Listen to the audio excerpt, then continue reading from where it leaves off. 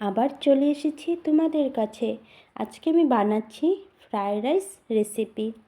Fried rice recipe বানানোর জন্য রাতের ভাত ছিল, আর নিয়েছি কড়াইশুঁটি, সয়াবিন, কেটে নিয়েছি টমেটো, পেঁয়াজ।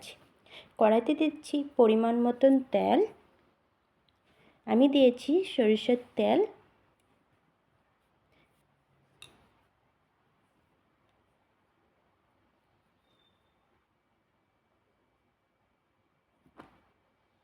তেল গরম হয়ে গেছে, দিয়ে দিচ্ছি সামান্য একটু নুন।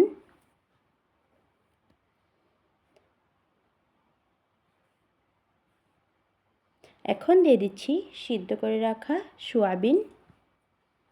সয়াবিনগুলো সামান্য একটু ভেজে নেব।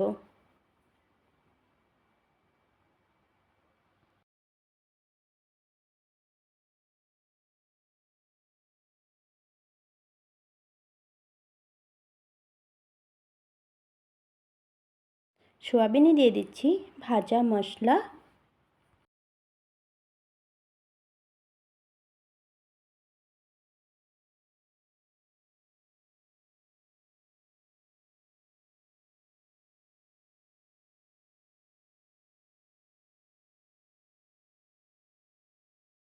সয়াবিন ভাজা হয়ে গেছে, এখন নামিয়ে নিচ্ছি।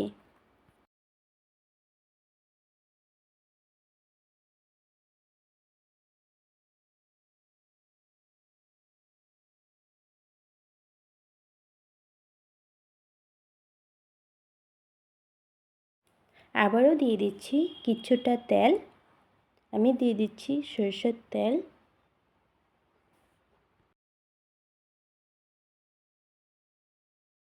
তেল গরম হয়ে গেছে, ফোড়নে দিয়ে দিচ্ছি কেটে রাখা রসুন। রসুনগুলো সামান্য একটু ভেজে নেব। রসুন খুব বেশি ভাজবো না, নাইলে পুড়ে যাবে।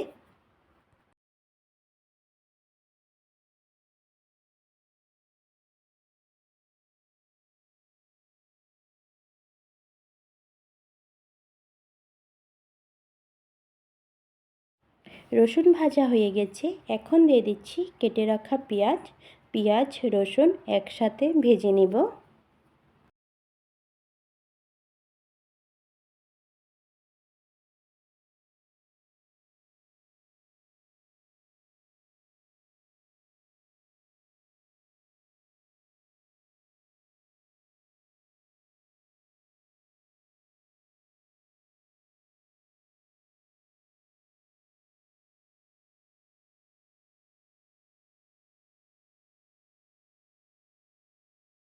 পেঁয়াজ রসুন একসাথে ভাজা হয়ে গেছে, এখন দিয়ে দিচ্ছি কড়াইশুঁটি। রসুন পেঁয়াজ কড়াইশুঁটি আবারও কিছুক্ষণ একসাথে ভেজে নিচ্ছি।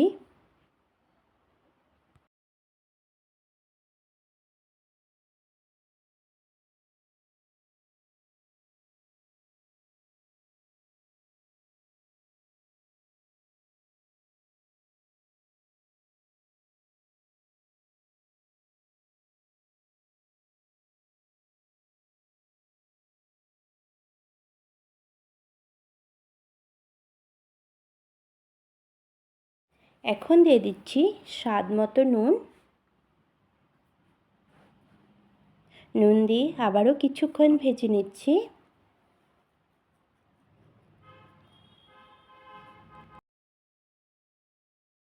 এখন দিয়ে দিচ্ছি ভেজে রাখা মশলা। মশলা দিয়ে আবারও কিছুক্ষণ ভেজে নিচ্ছি।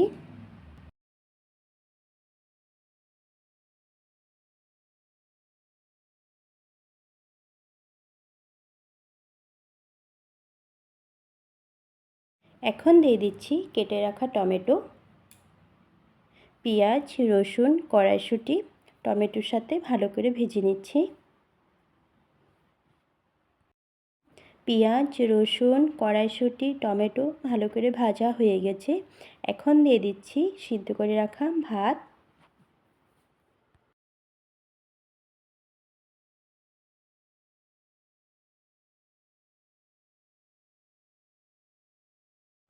রসুন পেঁয়াজ কড়াইশুঁটি টমেটো সাথে ভাত ভালো করে ভেজে নিব।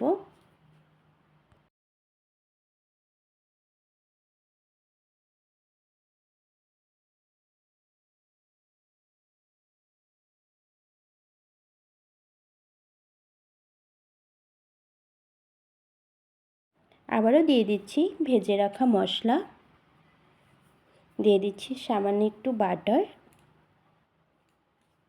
মশলা বাটারের সাথে আবারও ভাত কিছুক্ষণ ভেজে নিচ্ছি।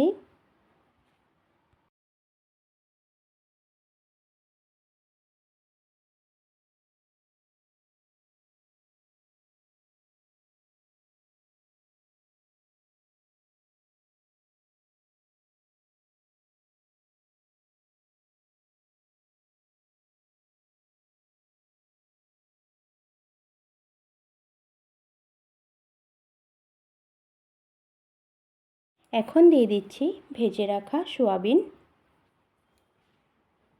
সোয়াবিন দিয়ে আবারও কিছুক্ষণ ভেজে নিচ্ছি।